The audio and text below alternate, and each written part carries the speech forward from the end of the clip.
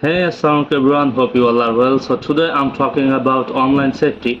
So I think your digital life is just as important as your real life, right? সবার ক্ষেত্রে না, অনেকের ক্ষেত্রে এমনটাই। তো চলুন আমি আপনাদেরকে এমন কিছু কুইক টিপস বলে দিচ্ছি যার মাধ্যমে কিছুটা হলেও নিজেকে অনলাইনে নিরাপদ মনে করতে পারেন।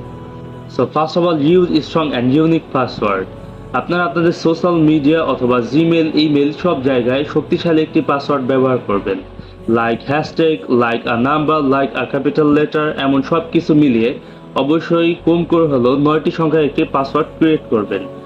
কারণ as a cyber security expert বর্তমান এই যুগে এসেও অনেক ফেসবুক অথবা আইডি রিকভার করার সময় আমরা দেখতে পাই যে সে তার পাসওয়ার্ড হিসেবে তার ফোন নাম্বারটি দিয়ে রেখেছে। এটি বর্তমান যুগে এসে খুবই হাস্যকর একটি বিষয়। And number second, think before you click on links or download any file.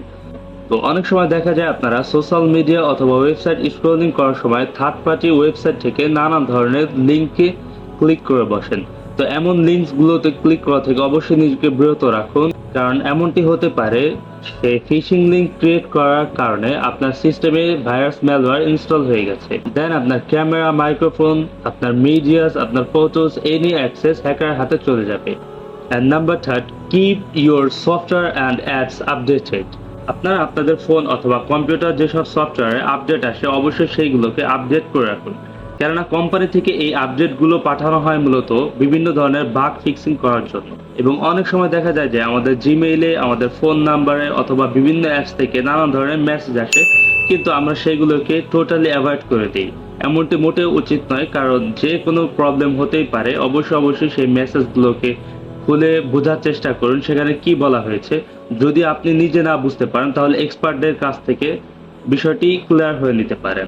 And finally number 4, avoid sharing your important data everywhere. তো আপনারা আপনাদের ফটোস এবং জরুরি ডাটাগুলো যেখানে সেখানে শেয়ার করা থেকে নিজেকে বিরত রাখুন।